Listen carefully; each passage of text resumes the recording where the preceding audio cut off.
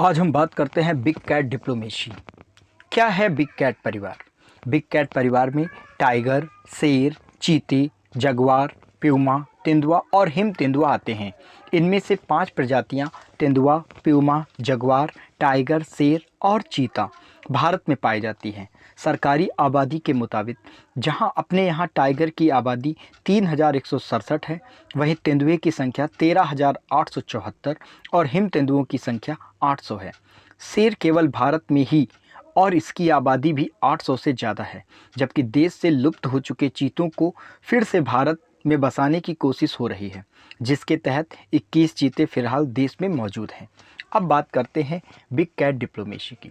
दुनिया के नक्शे पर अपनी मजबूत पहचान बनाने के लिए भारत कूटनीति के साथ साथ अपनी सॉफ्ट पावर पर भी जोर दे रहा है। इसी दिशा में भारत सरकार का अगला कदम है बिग कैट डिप्लोमेसी।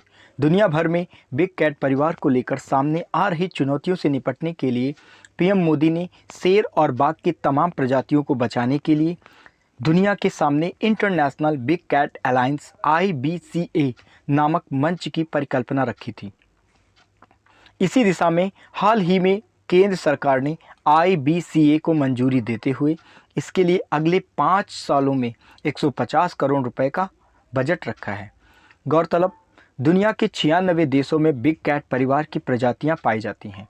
केंद्रीय पर्यावरण, वन और जलवायु परिवर्तन मंत्री भूपेंद्र यादव का कहना है कि टाइगर संरक्षण की दिशा में भारत के कामों को आज दुनिया ने पहचाना और उसकी सराहना की है।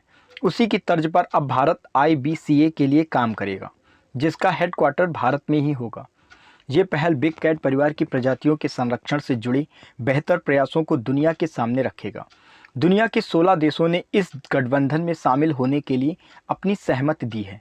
इसके अलावा पर्यावरण और जैव विविधता से जुड़े 10 संगठनों ने भी इस मंच में जुड़ने के प्रति अपनी दिलचस्पी दिखाई है, जिसमें स्विट्जरलैंड से international union for conservation of nature ICUN और कजाकिस्तान से विज्ञान और संरक्षण अंतर्राष्ट्रीय हिम तेंदुआ ट्रस्ट, रूस के अमूर टाइगर सेंटर जैसे संगठन शामिल हैं।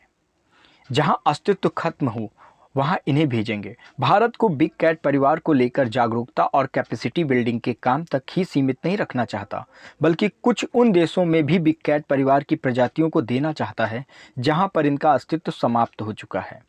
सूत्रों के मुताबिक पता चला है भारत कजाकिस्तान और कंबोडिया जैसे देशों को इस प्रजाति के कुछ जीव दे सकता है। भारत अपने यहाँ हुए टाइगर संरक्षण की सफलता को अब दुनिया के देशों के साथ साझा करना चाहता है।